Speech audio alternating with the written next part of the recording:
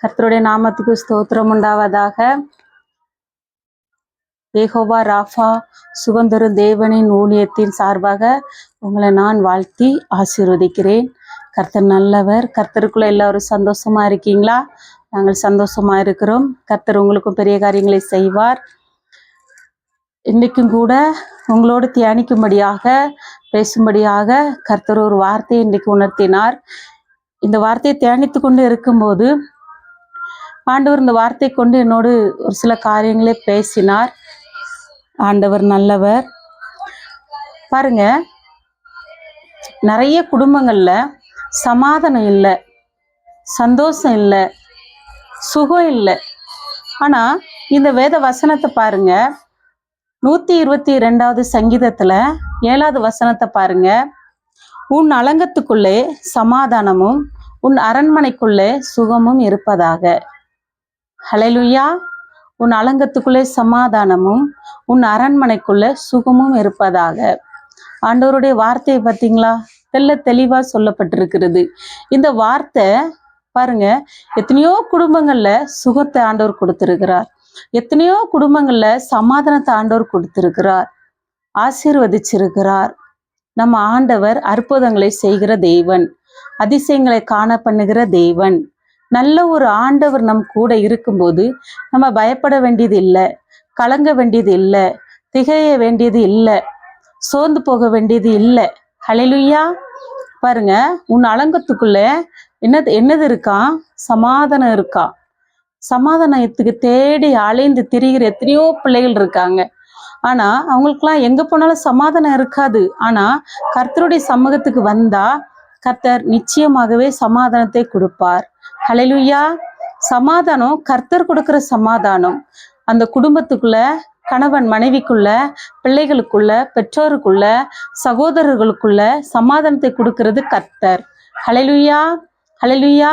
கேள்விப்படுற காரியங்கள்லாம் பார்க்கும்போது எத்தனையோ குடும்பங்கள்ல கணவன் மனைவி செதஞ்சு போறாங்க, பிரிஞ்சு போறாங்க. பாருங்க, எத்தனையோ வருடங்கள் கழிச்சு சகோதரர்கள் பிரிஞ்சு இருக்காங்க, இன்னும் பேசாம எத்தனையோ பேர் இருக்காங்க. ஆனா கர்த்தருடைய வார்த்தையை பார்த்தீங்களா?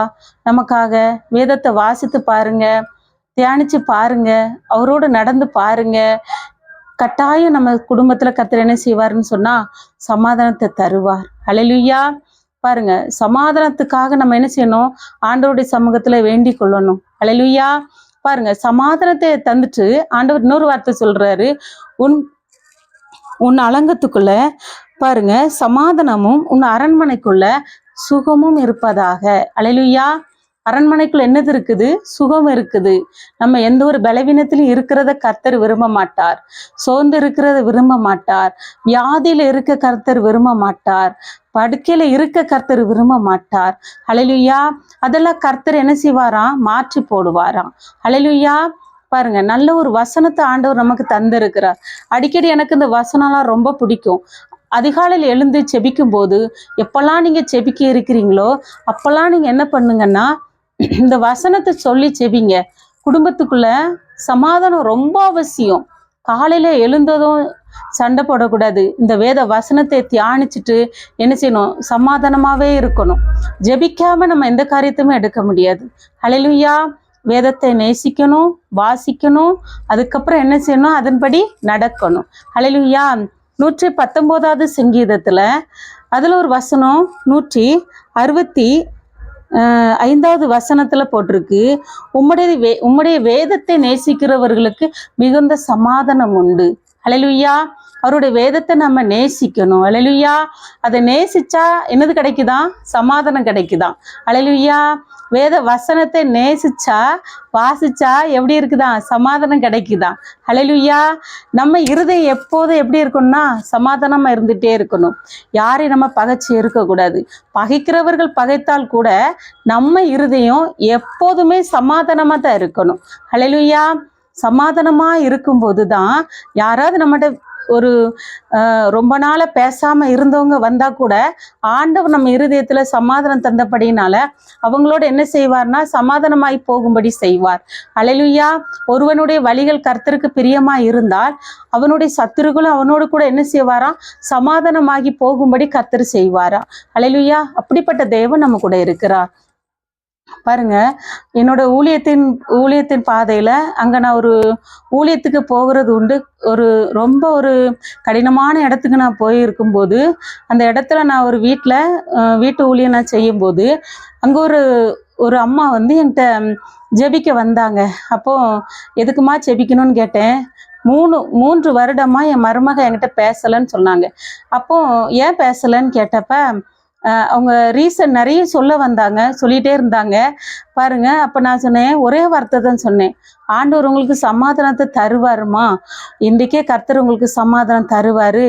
நீங்க இந்த வார்த்தையின்படியே நீங்க தியானிங்க, இந்த வார்த்தையின்படியே வீட்டுக்கு போங்க, உங்க குடும்பத்துல சமாதானம் உண்டாகும்னு சொல்லி ஜெபிச்சு அனுப்பினேன். பாருங்க, மறுவாரம் அதே மாதிரி நான் அதே வீட்டு ஊழியத்துக்கு நான் போயிருக்கும்போது, அதே வாரத்துல மறுபடியும் பாருங்க, நான் அந்த அம்மா வந்து என்கிட்ட சொல்றாங்க, 3 வருடமா பேசாம இருந்த மருமகள் அன்றைக்கே அந்த வார்த்தையை தியானிச்சு விட்டு செய்தியில இருந்துட்டு போனது நிமித்தம், இதை கேட்டது நிமித்தம் மருமகள் கூப்பிட்டு, அத்தை சாப்பிடுறீங்களான்னு கேட்டாங்களாம்.